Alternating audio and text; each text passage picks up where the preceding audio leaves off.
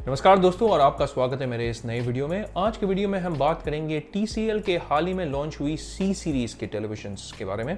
जी हाँ, TCL ने हाल ही में उनकी QLEDs लॉन्च की है इंडियन मार्केट में। अब अगर आप बोलेंगे तो TCL काफ़ी सालों से टेलीविजन्स मैन्युफैक्चर कर रही है इंडिया में और वो अपने कई सारे मॉडल्स इंडिया में ऑलरेडी लॉन्च कर चुके हैं। बट ये एक्सक्लूसिव QLED सीरीज़ है उनकी और इसलिए एक्सक्लूसिव है क्योंकि उनका दावा है कि वो भारत की पहली मिनी LED वाली टेलीविज़न लॉन्च कर रहे हैं इंडिया में विद दी C825 वाली जो उनकी जो मॉडल है वो एक मिनी LED टीवी है। तो आज हम इस वीडियो में जानेंगे इन सारे टेलीविजन्स की खूबियां और खामियों के बारे में और हम पता करेंगे कि क्या आपको ये टेलीविजन्स लेनी चाहिए या नहीं। तो चलिए शुरू करते हैं और देखते हैं इन सारे मॉडल्स के बारे में।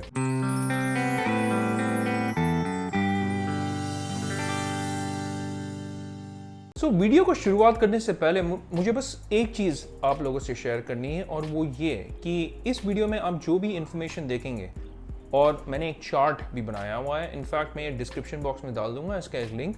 अगर आपको इत्मीनान से इसे देखना है आप उसे डाउनलोड करके आराम से देख सकते हैं अपने समय से।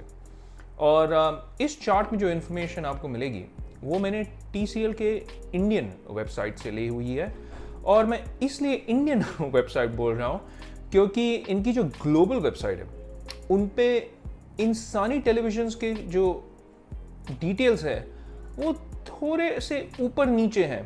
अब TCL पास्ट में भी इसके लिए मैं तो बोलूँगा फेमस नहीं बोलूँगा बट TCL की ये प्रॉब्लम रह चुकी है पास्ट में कि वो एक्यूरेट इन्फॉर्मेशन अपने वेबसाइट में अपडेट नहीं करते हैं।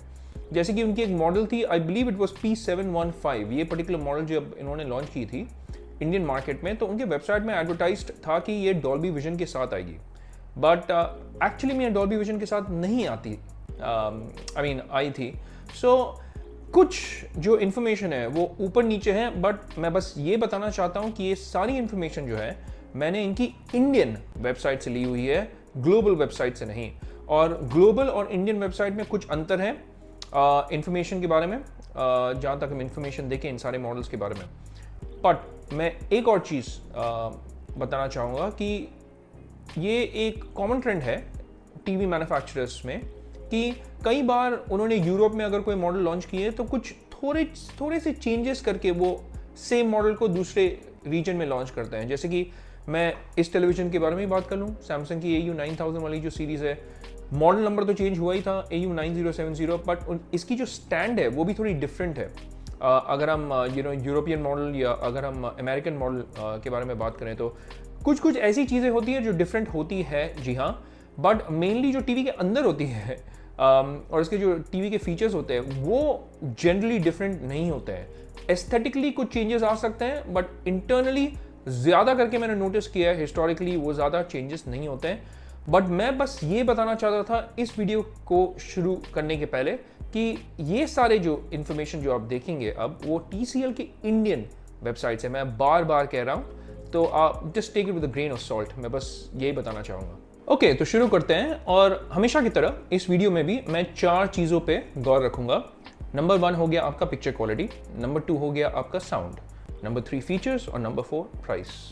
तो चलो शुरुआत करते हैं हम। सबसे पहले मॉडल जो है C825, इनकी जो प्रीमियम लाइनअप है इस C सीरीज़ में, और इसीलिए प्रीमियम क्योंकि वो कहते हैं कि ये भारत की पहली मिनी LED टेलीविज़न है। नाउ सबसे पहले तो TCL मिनी LED टीवीज़ अब 2021 में ही नहीं बल्कि 2019 में भी उन्होंने काफ़ी सारे मॉडल्स लॉन्च किए थे, बट वो उन्होंने US में लॉन्च की थी, इंडिया में नहीं। तो उस हिसाब से उनका ये जो दावा है भारत की पहली मिनी LED ठीक ठाक है। तो C825 जो है वो आपकी एक मिनी LED टीवी है और हम सबसे पहले शुरुआत करते हैं इनके साइजेस से। तो अगर हम साइज देखें तो C825 आपकी सिर्फ 2 साइजेस में आती है जो है 55 और 65 इंचेस। अब मूव करते हैं उनके C728 वाली जो टेलीविज़न है, और ये एक मिनी LED टीवी नहीं है और इसके जो साइजेस है ये आती हैं आपकी 55, 65 और इस वाले जो C728 वाली जो सीरीज़ है उसमें आपको एक 75 इंचेस वाली टेलीविज़न भी मिलेगी। अब चलते हैं उनकी लास्ट वाली C725 जो इनकी C सीरीज़ की एंट्री लेवल मॉडल है और इसमें आती है आपकी 50 इंचेस, 55 इंचेस और 65 इंचेस। अब ये जो अगली इंफॉर्मेशन है वो ये है कि ये सारे टेलीविजन्स ऑफ कोर्स 4K हैं। इनकी जो नेटिव रेजोल्यूशन है वो है 3840x2160 जो कि 4K की रेजोल्यूशन है। और अगर हम इसके पैनल के बारे में बात करेंगे और बैक लाइटिंग के बारे में बात करेंगे तो ये एक अच्छी टॉपिक है और इसके बारे में मैंने एक बहुत ही डिटेल वीडियो बनाई है जहाँ पे मैंने edge lit back lighting, direct lit back lighting और फुल एरे बैक लाइटिंग के बारे में आराम से बात किया हुआ है। मैं उसकी लिंक यहाँ पे डाल दूंगा, अगर आपको देखनी है तो आप वो देख लीजिएगा। अब बात करते हैं इनकी बैकलाइटिंग और पैनल टाइप के बारे में। नाउ ये पैनल्स जो भी आते हैं इन सारे टेलीविजन में, चाहे वो C825 हो, 728 हो या C725 हो, सारे VA पैनल्स हैं।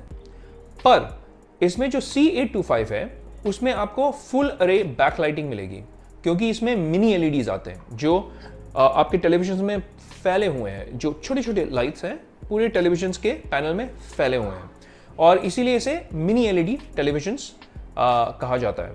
अब अगर हम C728 के बारे में बात करेंगे तो वो है एक VA पैनल बट उसमें डायरेक्ट बैकलाइट है, और C725 भी एक VA पैनल है जिसमें डायरेक्ट बैकलाइट है। अब मैं एक चीज़ कहना चाहूँगा कि इसकी जो रिफ्रेश रेट है वो दो टेलीविजन्स में ये दावा करते हैं कि 4K पे आपको 120 हर्ट्ज की रिफ्रेश रेट मिलेगी, यानी आप 120 फ्रेम्स पर सेकंड देख पाएंगे C825 और C728 में। पर आपको C725 पे सिर्फ 4K 60 हर्ट्ज वाला पैनल मिलेगा। इसका मतलब है आपका रिफ्रेश रेट सिर्फ 60 हर्ट्ज का रहेगा। अब अगर हम ब्राइटनेस की बात करें, और ये बहुत ही इंपॉर्टेंट पॉइंट है तो यहाँ पे आप जरूर गौर दीजिएगा।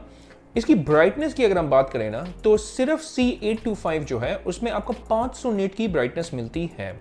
ये एक मिनी LED है और इसमें आपको सिर्फ 500 निट की ब्राइटनेस मिलती है जो ठीक ठाक है, अच्छी है। इनफैक्ट अगर आप ब्राइटनेस पे गौर करना चाहेंगे, और ये बहुत इंपॉर्टेंट पॉइंट है, अगर आप नहीं भी करते हैं तो आप गौर कीजिएगा क्योंकि 500 निट की ब्राइटनेस जो है वो आपको HDR जो कंटेंट है आपको खिल के मिलेगा उसमें। और इसकी जो दूसरी मॉडल्स है जो C728 है और C725 है उसमें आपको सिर्फ 330 निट की ब्राइटनेस मिलेगी, और वो मेरे हिसाब से इस प्राइस पॉइंट पे कम है, और प्राइस के बारे में भी हम अंत में बात करेंगे।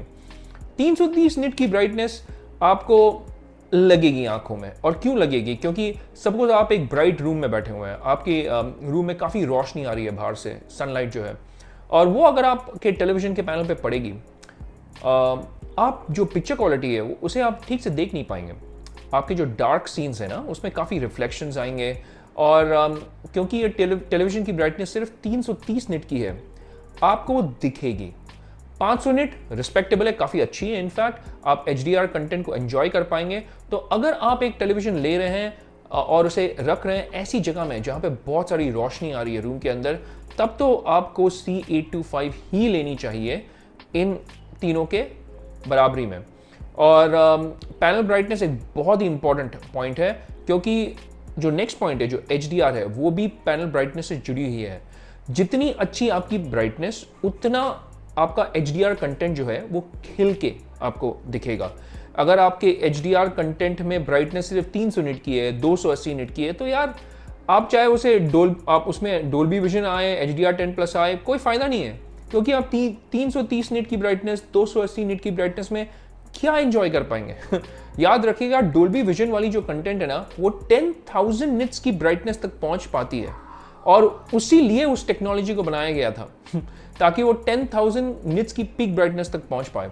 तो आप 10,000 को पकड़िए और यहाँ पे आप पकड़िए 330। यार आप फीचर्स तो डाल सकते हैं कि हाँ, बोल सकते हैं इसमें डोल्बी विजन है, इसमें HDR 10+ है, पर क्या आपको रियली वो फायदा मिलेगा? क्या आप रियली एंजॉय कर पाएंगे?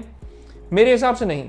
350 निट भी आप एंजॉय कर पाएंगे अगर आपकी जो रूम है वो डिमली लिट है या अंधेरे में आप कंटेंट देख रहे हैं, तो 350 निट की मिनिमम ब्राइटनेस तो आपको चाहिए। तो इस मामले में HDR और ब्राइटनेस में आपको सबसे बेस्ट एक्सपीरियंस मिलेगा C825 में, और C728 और C725 में आपको इतनी अच्छी HDR कंटेंट और ब्राइटनेस नहीं मिलेगी। अगर आप सोच रहे हैं कि मैंने ये प्रोसेसर और GPU पिक्चर के साइड पे क्यों डाला हुआ है, तो प्रोसेसर और आपकी जो GPU है उसका एक डायरेक्ट इम्पैक्ट पड़ता है आपके पिक्चर क्वालिटी पे, इसीलिए मैंने ये सारे पॉइंट्स इंक्लूड किए हैं यहाँ पे। अगर आप प्रोसेसर और GPU के बारे में बात करेंगे तो C825 और C728 में आपको सेम मीडियाटेक की प्रोसेसर मिलेगी जो क्वाड कोर प्रोसेसर है, और ये है आपका A73 जो 1.6 गीगाहर्ट्ज का प्रोसेसर है, और आपको इसमें मिलेगा G52 का ग्राफिक प्रोसेसर जो C825 और 728 में सेम है। अगर आप C725 के बारे में बात करेंगे, इसमें भी मीडिया टेक का प्रोसेसर आएगा, क्वाड कोर इसमें भी है, पर इसमें आपको मिलेगा A55 जो कि 1.3 गीगाहर्ट्ज का है प्रोसेसर, और इसमें आपको GPU प्रोसेसर मिलेगा G31 का। नाउ प्रोसेसर और GPU का हाँ जी इम्पैक्ट पड़ता है आपके पिक्चर क्वालिटी पे, इसीलिए मैंने यहाँ पे इसे मेंशन किया हुआ है। अगर आप मेरे पीछे ये टेलीविज़न देखेंगे सैमसंग की जो है, इसमें भी एक क्रिस्टल प्रोसेसर है जो काफ़ी काम आती है, बिकॉज कुछ एल्गोरिदम्स होते हैं, कुछ प्रोग्राम्स होते हैं जो जिसका फ़ायदा आपका प्रोसेसर उठा सकता है, तो इसीलिए मैंने इसे पिक्चर क्वालिटी में मेंशन किया हुआ है। और इस मामले में आपकी C825 और C728 सेम है, जो C725 से बेहतर है। और अगर हम रैम और स्टोरेज की बात करें तो मैं फटाफट इसके बारे में भी बात कर लेता हूँ। हालांकि इसकी और पिक्चर की कोई रिलेशन नहीं है, बट मैंने सोचा सिंस हम प्रोसेसर और GPU के बारे में बात करें तो रैम और स्टोरेज के बारे में भी यहीं पे बात कर लेते हैं। जहाँ तक कि रैम और स्टोरेज की बात है तो C825 और C728 में आपको 3 GB रैम मिलेगा, आपको 32 GB इंटरनल स्टोरेज मिलेगा, पर आपको C725 में सिर्फ 2 GB का रैम मिलेगा और 16 GB का इंटरनल स्टोरेज मिलेगा। मैं वापस कहना चाहता हूँ, इसका कोई लेना देना नहीं है आपके पिक्चर क्वालिटी के साथ, मैंने बस यहाँ पे इसीलिए जोड़ा हुआ है क्योंकि हम CPU और GPU की बात कर रहे थे, और जनरली जब हम फीचर्स देखते हैं ना तो ये सारे एक साथ होते हैं, तो मैंने सोचा चलो एक साथ इसको यहाँ पे लिख लेते हैं। हालांकि इसका कुछ बहुत ज़्यादा इम्पैक्ट नहीं पड़ेगा, पर अगर आप एंड्रॉयड गेम्स खेलते हैं तो आपको एक्स्ट्रा 16 GB जो है, जो 32 GB है, वो शायद काम आ सकता है। मैं कभी भी एंड्रॉयड गेमिंग खुद करता नहीं हूँ, अगर मुझे गेमिंग करना है मैं Xbox One में करता हूँ या अपने PS4 Pro पे करता हूँ। बट अगर आप ऐसे बंदे हैं जो एंड्रॉयड गेमिंग करते हैं तो आपको ये शायद एक्स्ट्रा 16 GB जो है वो शायद काम आ सकता है, तो ये आप ध्यान में रखिएगा। अब चलिए चलते हैं हम नेक्स्ट सेगमेंट में, जो है साउंड। अब साउंड इसकी जो है वो ट्रिकी है, बिकॉज डिफरेंट मॉडल्स में जो है डिफरेंट साइजेस में, और इसीलिए मैं साइज के बारे में हमेशा बात करता हूँ, क्योंकि बहुत सारे टेलीविजन जो मैन्युफैक्चरर्स हैं, अगर आप डिफरेंट साइज की टेलीविजन लें उसमें डिफरेंट फीचर्स होते हैं। ऑलराइट, साउंड ही को ले लीजिए एज एन एग्जाम्पल। यहाँ पे अगर हम साउंड की बात करें तो इसकी जो C825 में है, जो टॉप 65 इंच वाली मॉडल है, उसमें आपको 60 वॉट्स के इंटीग्रेटेड साउंड बार मिलती है टेलीविजन के साथ, बट वो 60 वॉट्स के आउटपुट है या आउटपुट देता है। जब आप 55 इंच लें, आपको एक इंटीग्रेटेड साउंड बार वहां पे भी मिलेगा, बट आपका आउटपुट जो है वो 10 वॉट से घट जाएगा, यानी इसका मतलब है आपको 50 वॉट मिलेगा, 60 वॉट्स नहीं मिलेगा। तो इसीलिए ये दो साइजेस में ये साउंड आउटपुट में अंतर है, तो वो आप जरूर ध्यान रखिएगा। इसीलिए मैंने एक एस्ट्रिक्स भी वहां पे डाल दिया है, क्योंकि 65 इंच में 60 वॉट, 55 इंच में 50 वॉट। अब अगर हम चलते हैं C728 में, यहाँ पे भी वैसे ही ट्रिकी सिनेरियो है, क्योंकि अगर आप इसकी जो बात करें, इसमें एक 75 इंच वाली मॉडल भी आती है, और अगर आप 75 इंच की मॉडल लें तब जाके आपको उसमें 40 वॉट की स्पीकर आउटपुट मिलेगी, जबकि आपको 65 इंच और 55 इंच में सिर्फ 24 वॉट के स्पीकर्स मिलेंगे। जी हाँ, 24 वॉट के स्पीकर्स, 40 वॉट नहीं मिलेगा, वो सिर्फ और सिर्फ 75 इंचेस में है। अगर हम C725 के बारे में बात करेंगे तो इसमें आपको सिर्फ 24 वॉट के साउंड आउटपुट मिलेगी। दो स्पीकर्स है, 12 वॉट, तो 24 वॉट हो गया। सेम चीज़ आपको C728 में भी मिलेगा, अनलेस आप 75 इंच खरीद रहे हैं। तो साउंड के मामले में इसमें कोई शक नहीं है कि C825, हाँ जी, ये प्रीमियम टेलीविजन है, इसमें प्रीमियम साउंड भी आएगा, इंटीग्रेटेड साउंड बार भी मिलेगा, और ये इंटीग्रेटेड साउंड बार आपको सिर्फ और सिर्फ C825 वाली मॉडल में मिलेगी। तो अगर आपको एक भरपूर साउंड चाहिए, एक बहुत ही अच्छा एक्सपीरियंस चाहिए साउंड का, तो आप जरूर C825 लीजिएगा और C728 और C725 से दूर रहिएगा। दूसरी चीज़ मैं बताना चाहता हूँ साउंड के बारे में, सारे ही मॉडल्स में आपको डोल्बी एटमॉस और डोल्बी एटमॉस की कंपैटिबिलिटी मिलेगी। अगर आप एक external Dolby Atmos sound bar से इसे कनेक्ट करना चाहते हैं, आप बिल्कुल कनेक्ट कर सकते हैं और ये बहुत अच्छी तरीके से परफॉर्म करेगा। और लास्ट चीज़ जो मैं बात करना चाहता हूँ, इसमें एक ओंक्यो साउंड या ओंक्यो ऑडियो की एक ट्यूनिंग है जो सारे टेलीविजन्स में अवेलेबल है, बट क्योंकि आपकी C825 में इंटीग्रेटेड साउंड बार है, तो इसमें आपकी जो साउंड है ना, मैं पर्सनली कह सकता हूँ, मैंने एक नोकिया टीवी भी ली हुई है और उसमें भी ओंक्यो की साउंड इंटीग्रेटेड है, 6D साउंड। ओंक्यो की जो साउंड है ना वो बहुत अच्छी है। तो पर्सनल एक्सपीरियंस से कह रहा हूँ कि आप निराश बिल्कुल भी नहीं होंगे। अगर आपको एक अच्छी भरपूर साउंड चाहिए तो आप C825 मॉडल की तरफ देख सकते हैं। उसमें 60 वॉट्स के स्पीकर्स है आपके 65 इंच मॉडल में। और बिकॉज मैं एक ओंक्यो साउंड बार यूज़ कर रहा हूँ, मैं बिल्कुल दावे के साथ कह सकता हूँ कि इसकी साउंड एब्सोल्युटली माइंड ब्लोइंग है। तो आप बिल्कुल भी आंख बंद करके ये ओंक्यो साउंड पे डिपेंड कर सकते हैं साउंड के बारे में बात करें तो। अब चलिए हम मूव करते हैं इनकी फीचर्स वाले लिस्ट में, और काफ़ी लंबी लिस्ट है तो फटाफट देखते हैं एक एक फीचर्स को। स्टार्ट करते हैं हम फीचर्स के बारे में। तो चलो शुरुआत करते हैं हम कैमरा से। तो इनकी दो मॉडल्स में इस साल हमें कैमरा अवेलेबल मिलेगा। इनकी एंट्री लेवल मॉडल C725 में भी एक कैमरा आती है, इनकी टॉप लेवल C825 में भी एक कैमरा आती है, बट C728 में कैमरा अवेलेबल नहीं है। तो ये रह गई कैमरा की बात। अब अगर हम MEMC के बारे में बात करें तो MEMC सारे मॉडल्स पे है, पर इनकी जो C825 और C728 है उसमें आपको MEMC मिलेगी जो आपको 120 हर्ट्ज तक की आउटपुट देगा, जबकि आपको सिर्फ 60 हर्ट्ज की मोशन स्मूथिंग मिलेगी C725 पे। और MEMC की अगर हम बात करें तो MEMC ऑन और ऑफ करने का ऑप्शन रहेगा, तो वो अच्छी बात है, पर इसको फाइन कंट्रोल करने के ऑप्शंस हालांकि नहीं रहेंगे। अब हम चलते हैं voice button on the remote controller. तो ये सारे टेलीविजन्स में आएगा। आपको एक तो असिस्टेंट वाला ऑप्शन मिल जाएगा वॉइस असिस्टेंट का रिमोट पे। और वॉइस असिस्टेंट की अगर हम बात करें तो इसमें हैंड्स फ्री वॉइस कंट्रोल भी है। मुझे पता है मैं कुछ पॉइंट्स जंप कर रहा हूँ, बट इसमें आपको हैंड्स फ्री वॉइस कंट्रोल भी मिलेगा। तो अगर आपको रिमोट नहीं यूज़ करना है, सिर्फ आपकी आवाज़ यूज़ करनी है, तो आप उसके थ्रू भी ये टेलीविज़न को कंट्रोल कर सकते हैं, बिकॉज इसमें फार फील्ड माइक्स हैं और आप उस फार फील्ड माइक्स के द्वारा आप इस टेलीविज़न को अपने आवाज़ के द्वारा कंट्रोल कर सकते हैं। सो ये रह गया आपका वॉइस बटन और रिमोट। अब इसके अलावा आपको एक और फीचर मिलेगा जो ये कहते हैं TCL चैनल। ये बहुत ही सिमिलर है सैमसंग की TV प्लस के जैसे ही है, इनफैक्ट जहाँ पे कुछ क्यूरेटेड चैनल्स हैं जो ये आपको बिना सैटेलाइट TV कनेक्ट किए हुए आप यूज़ कर सकते हैं, और आपको सिर्फ एक इंटरनेट कनेक्शन की ज़रूरत है। ये चैनल्स जो है वो TCL ने खुद हैंड पिक या सिलेक्ट करके आपको टेलीविज़न में इंक्लूड करवाया है इन्होंने। तो TCL चैनल बोल के एक फीचर आपको अवेलेबल होगी। एक और फीचर है जो आपकी एक मल्टी विजुअल फीचर है, और ये वाली जो फीचर है वो कह रहे हैं कि सिर्फ C825 और C728 में अवेलेबल है। मल्टी विजुअल जो फीचर है वो काफ़ी सिमिलर है सैमसंग की मल्टी व्यू से। इनफैक्ट ये एक ऐसी फीचर है जहाँ पे आप एक कंटेंट को देख सकते हैं टेलीविज़न में, प्लस आप अपने मोबाइल को भी मिरर कर सकते हैं साइड में। तो आप दो चीज़ कर सकते हैं एक ही समय पे, TV भी देख सकते हैं, स्पोर्ट्स मूवी जो भी है YouTube, और साथ में आपके मोबाइल के नोटिफिकेशंस भी आप TV पे डिस्प्ले करके उसे ट्रैक कर सकते हैं। तो ये आपका रह गया मल्टी विजुअल वाला फीचर। अब हम चलते हैं अगली वाली पॉइंट में, जो कि है आपका डेडिकेटेड गेम सेटिंग्स डिस्प्ले। अब C728 वाली जो सीरीज़ है ना, उसे ये प्रमोट कर रहे हैं ऐसा कह करके कि ये एक गेमिंग के लिए टेलीविज़न बनी है। इनफैक्ट C825 भी गेमिंग के लिए काफ़ी अच्छी है, बिकॉज इसमें एक डेडिकेटेड गेम्स पैनल आपको मिलेगा जहाँ से आप गेम सेटिंग्स को कंट्रोल कर सकते हैं। ये सेटिंग आपको C725 पे नहीं मिलेगा। तो अगर आप गेमिंग करते हैं तो C725 से दूर रहिएगा और सिर्फ 728 और C825 पे अपना ध्यान रखिएगा।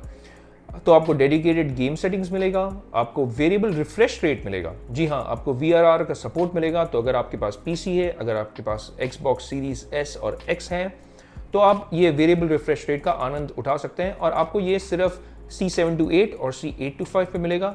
वापस से C725 पे आपको ये फीचर नहीं मिलेगा। ऑटो लो लेटेंसी मोड जो ALLM करके हम पुकारते हैं इसे, वो आपको सारे टेलीविजन्स पे मिलेंगी, जो कि काफ़ी अच्छी बात है। इससे आपकी लेटेंसी रिड्यूस हो जाएगी। आपका रिस्पॉन्स टाइम इन टेलीविजन्स में काफ़ी अच्छा है। इनफैक्ट आपको करीबन इनका दावा है कि 8 ms की रिस्पॉन्स टाइम है, बट मुझे लगता है 8 to 10 ms की रिस्पॉन्स टाइम काफ़ी अच्छी है टेलीविज़न के लिए। तो आपको कम वाली रिस्पॉन्स टाइम भी मिलेगी इसमें। HDMI 2.1 सारे टेलीविजन्स पे अवेलेबल हैं, जो काफ़ी अच्छी बात है। तो इसका मतलब है कि ये टेलीविजन्स काफ़ी फ्यूचर प्रूफ है। और क्योंकि इस टेलीविजन्स पे स्पेशली C728 और C825 पे आपको 120 हर्ट्ज की रिफ्रेश रेट मिल रही है, इसका मतलब है आपको HDMI 2.1 के थ्रू आप अपने करंट जेन कॉन्सोल्स यानी PS5, Xbox सीरीज एक्स को कनेक्ट करके आप 120 हर्ट्ज गेमिंग का आनंद उठा सकते हैं। तो ये काफ़ी अच्छी बात है। तो गेमिंग के लिए भी ये काफ़ी अच्छी है और HDMI 2.1 सारे टेलीविजन्स पे अवेलेबल है। अब लोकल डिमिंग और माइक्रो डिमिंग की अगर हम बात करें तो ये सिर्फ 2 मॉडल्स पे अवेलेबल है, जो आपकी C728 और C825 है। लोकल डिमिंग आपकी C725 पे अवेलेबल नहीं है। अब अगर आप सोच रहे हैं लोकल डिमिंग क्या करता है, तो लोकल डिमिंग के थ्रू आप कंटेंट को और अच्छी तरीके से देख सकते हैं, क्योंकि इसमें कुछ जोन्स होते हैं। सपोज ये आपका टेलीविजन हो गया, मैं सिंपल वर्ड्स में एक्सप्लेन कर दे रहा हूँ फटाफट, ज़्यादा समय नहीं लूँगा। ये आपका एक टेलीविजन हो गया ये, ऑलराइट। इसमें कुछ जोन्स होते हैं, यहाँ पे एक जोन हो गया, यहाँ पे एक जोन हो गया, यहाँ एक जोन हो गया। तो अगर आपके एक सीन में कुछ ऐसे क्या बोलते हैं सीन चल रहा है जहाँ पे यहाँ पे रोशनी है बट यहाँ पे बिल्कुल अंधेरा है, तो और यहाँ पे कुछ अलग कलर है और यहाँ पे कुछ अलग कलर है, तो ये लोकल डिमिंग जोन उस मामले में काम आता है। बट ये ज़रूर ध्यान पे रखिएगा कि जब हम लोकल डिमिंग जोन की बात करें ना, वो कह सकते हैं कि इसमें 1300 लोकल डिमिंग जोन है, 700 लोकल डिमिंग जोन है, 5000 लोकल डिमिंग जोन है। ये डिपेंड करता है आपके टेलीविजन के एल्गोरिदम के ऊपर भी।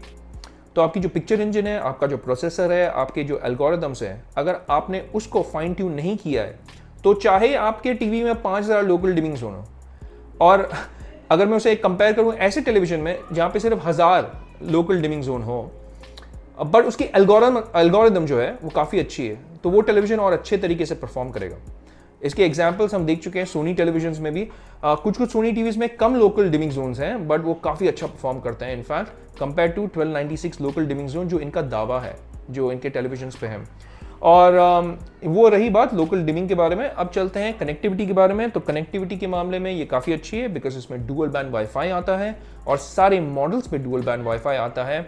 इनकी जो और इसके अलावा काफ़ी पोर्ट्स भी अवेलेबल है, USB के अच्छे खासे पोर्ट्स अवेलेबल है, HDMI 2.1 इसमें अवेलेबल है, और पोर्ट्स के मामले में आप निराश नहीं होंगे। अब चलते हैं हम इसकी ऑपरेटिंग सिस्टम और पिक्चर इंजन के बारे में। तो ये क्लेम करते हैं कि इसमें एक AIPQ पिक्चर इंजन आता है। अब ये AIPQ पिक्चर इंजन इनकी प्रोप्राइटरी पिक्चर इंजन है। बहुत सारे टेलीविजन में आपको ये कॉमन ट्रेंड दिखेगा। सैमसंग बताती है अपने पिक्चर इंजन को कुछ नाम देती है, आपकी सोनी में है मोशन फ्लो, आपके MI टेलीविजन में भी एक नाम है। तो अलग अलग ब्रांड मैन्युफैक्चरर्स अलग अलग नाम पुकारते हैं अपने पिक्चर इंजन को। ये थोड़ा गिमिकी है, ये पुकार रहे हैं AIPQ पिक्चर इंजन, तो ये बस एक गिमिकी पॉइंट है, बट ये सारे टेलीविजन में अवेलेबल है। अब लास्ट हम बात करते हैं इसकी ऑपरेटिंग सिस्टम की। तो इसमें आपको मिलेगा एंड्रॉयड का R ऑपरेटिंग सिस्टम या एंड्रॉयड 11 ऑपरेटिंग सिस्टम, और ये काफ़ी अच्छी चीज़ है बिकॉज एंड्रॉयड 11 ऑपरेटिंग सिस्टम में आपको AV1 कोडेक का भी सपोर्ट है। हालांकि इतने सारी कंटेंट अभी अवेलेबल नहीं है, बट आगे चल के अगर आपको AV1 वाली कंटेंट मिलेगी ना, तो इसका मतलब है ये होगा कि आपकी इंटरनेट बैंडविड्थ ये कम खाएगी बट आपको सेम क्वालिटी देगी वीडियो की। तो वीडियो क्वालिटी भी अच्छी बट बैंडविड्थ कम यूटिलाइज होगा आपका। तो एंड्रॉयड 11 में ये अच्छी खास बात है। इनफैक्ट एंड्रॉयड 10 में भी आपको AV1 का सपोर्ट मिलता है, ये कोडेक का सपोर्ट मिलता है, बट ये एंड्रॉयड 9 टेलीविजन में नहीं मिलेगा। तो फ्यूचर प्रूफिंग के तौर पे ये काफ़ी अच्छी है क्योंकि इसमें एंड्रॉयड 11 ऑपरेटिंग सिस्टम आता है और इसका जो UI है वो काफ़ी अच्छा है। कुछ चीज़ें आप कर सकते हैं। इसमें इसकी जो UI है वो अपीलिंग है, मैं बोल सकता हूँ, और बहुत लोगों को इसकी UI अच्छी लगेगी। अब हम लास्ट चीज़ के बारे में बात करते हैं जो प्राइस है, और ये एक इंपॉर्टेंट फैक्टर है आपके डिसीजन मेकिंग प्रोसेस में। तो चलिए प्राइस के बारे में फटाफट हम देखते हैं कि किस प्राइस पॉइंट पे सारे टेलीविजन आ रहे हैं। चलिए हम प्राइस के बारे में अगर आप बात करते हैं तो हम एंट्री लेवल मॉडल से स्टार्ट करते हैं, ठीक है। हालांकि ये चार्ट स्टार्ट होती है C825 से, बट हम उल्टा स्टार्ट करेंगे प्राइस को, बिकॉज जब हम टीवी लेते हैं हम जनरली देखते हैं चलिए सबसे सस्ता कौन सा है, जनरली ये ट्रेंड होता है। तो चलिए C825 की पहले हम प्राइसिंग देख लेते हैं। अगर हम C825 की प्राइसिंग देखें तो 50 इंच स्टार्ट होता है आपका 64,990, जो मेरे हिसाब से काफ़ी महंगी है क्योंकि अगर MI की 55 इंच की QLEDs के बारे में बात करेंगे वो आपको मिल जाएगी करीबन 55,000 में डिस्काउंट को लेकर के। सो ये करीबन 10,000 रुपये और महंगी है उस टेलीविजन से। इसमें क्या एक्स्ट्रा आ रहा है, एक कैमरा एक्स्ट्रा आ रहा है, एंड्रॉयड 11 है, वहाँ पे एंड्रॉयड 10 है, कुछ चेंजेस है, बट इतनी नहीं कि आप 10,000 रुपये ज़्यादा चार्ज करेंगे। तो ये काफ़ी महंगी है मेरे हिसाब से for the entry level model भी। अगर 55 इंच की बात करें तब तो भाई 72,990 रुपीज़ में आपको 55 इंच वाला मॉडल मिलेगा। ऑलमोस्ट 20,000 रुपये का डिफरेंस है MI की QLED वाली सीरीज से। और TCL वाली जो ब्रांड है वो एक, मैं बोलूँगा इसकी पहचान ये अभी तक बना नहीं पाया है इंडियन मार्केट में एटलीस्ट। इनफैक्ट एमआई ने अपनी पहचान बनाई है इंडियन मार्केट पे एक ब्रांड के हिसाब से, और सर्विस नेटवर्क भी अगर आप देखेंगे तो एमआई की बेटर है। तो इसीलिए मैं एमआई के साथ कंपेयर कर रहा हूं, क्योंकि दोनों ही चाइनीज ब्रांड है। एमआई भी आपकी Xiaomi की है, और TCL stands for today China lion, ये इसके कंपनी का नाम है। इसके कंपनी के नाम में ही चाइना है, टुडे चाइना लायन इसकी कंपनी की जो ये वर्डिंग है TCL, इसका ये मतलब है टुडे चाइना लायन। ये एक चाइनीज कंपनी है, बट ये टेलीविजन मैन्युफैक्चरर कर रहे हैं काफी सालों से। यूएस में भी है, ये बहुत सारे कंट्रीज में है, और ये टेलीविजन मैन्युफैक्चर कर रहे हैं कई सालों से। पर इंडिया में ये अपनी पहचान अब तक नहीं बना पाए हैं रियलमी या एमआई के लेवल पे। तो एमआई ने तो पूरे मार्केट को अच्छी तरीके से कैप्चर किया है, और इनकी सर्विस नेटवर्क भी अच्छी एस्टैब्लिश की है। तो उस मामले में ये अभी तक वहां नहीं पहुंच पाई है, और बिना वहां पहुंचे अगर आप 72,990 डिमांड कर रहे हैं एक QLED टेलीविजन के ऊपर, तो वो काफ़ी महंगी है मेरे हिसाब से। और आपके 65 इंच वाली मॉडल जो है वो आपको 99,999 में मिल रही है। भाई मैं ये ज़रूर कहना चाहता हूँ कि QLED और नॉर्मल LED टीवी में सिर्फ एक ही अंतर है भाई, कि उसमें एक बीच में एक तो क्वांटम डॉट वाली एक लेयर आती है। तो आपका बैकलाइट है, आपका ये पैनल है, ऑलराइट, उस बैकलाइट और पैनल के बीच में एक तो क्वांटम लेयर आता है, ऑलराइट। और यही अंतर है आपका एक नॉर्मल LED और QLED टेलीविजन में।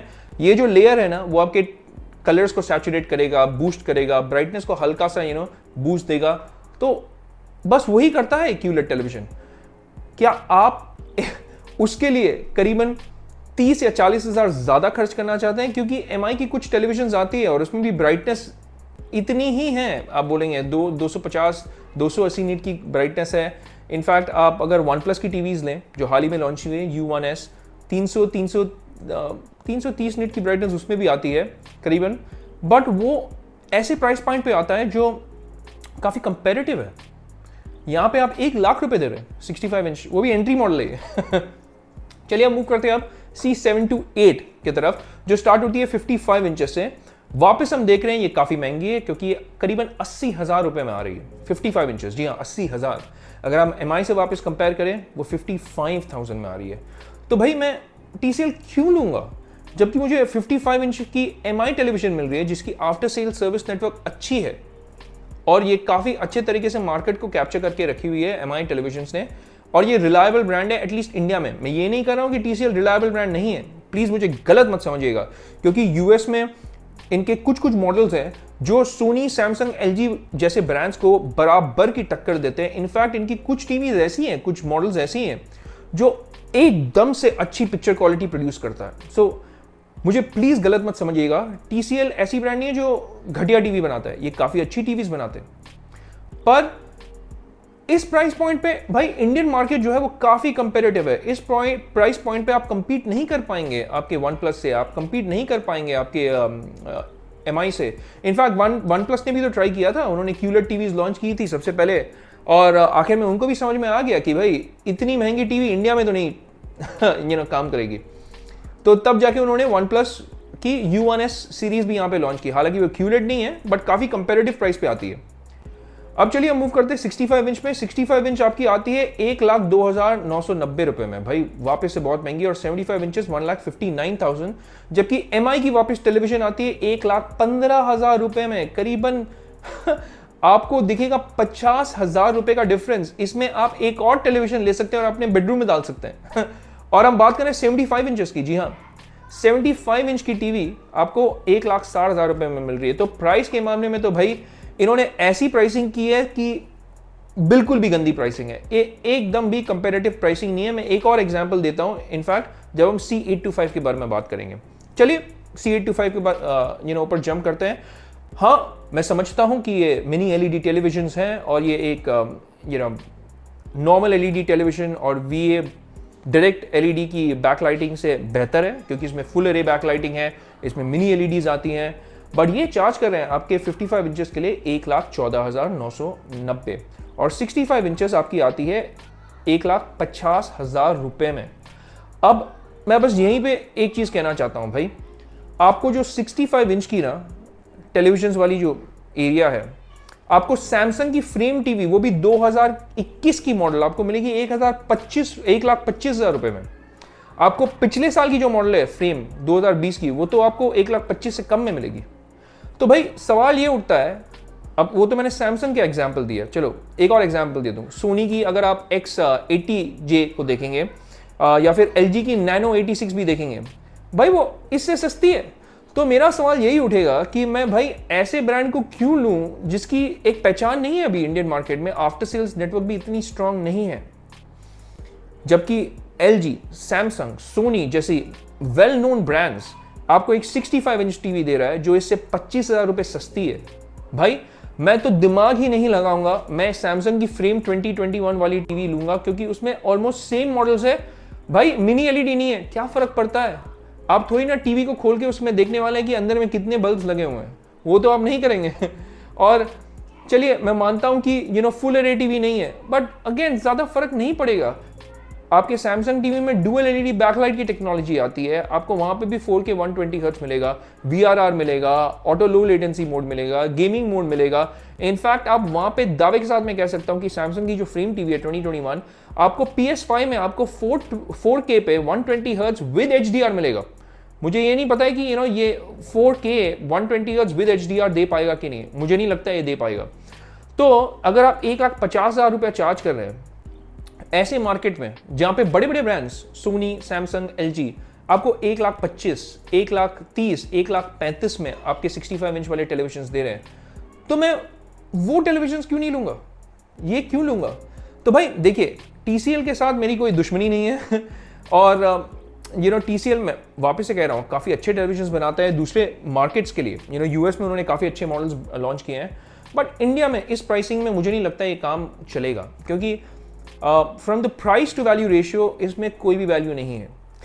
ऑल राइट, तो अगर आप प्राइस टू वैल्यू रेशियो देखेंगे तो मैं ये टीवीज रेकमेंड नहीं कर सकता हूँ। और प्लस मैं दूसरी चीज़ वापस से बताऊंगा कि इनके जो इंफॉर्मेशन अवेलेबल रहती है ना वेबसाइट में, वो चेंज होती रहती है। जैसे P725 आई थिंक या 715 वाली जो मॉडल थी, उसमें पहले उन्होंने बताया था डोल्बी विजन, बाद में उन्होंने इंफॉर्मेशन चेंज कर दिया वेबसाइट पर।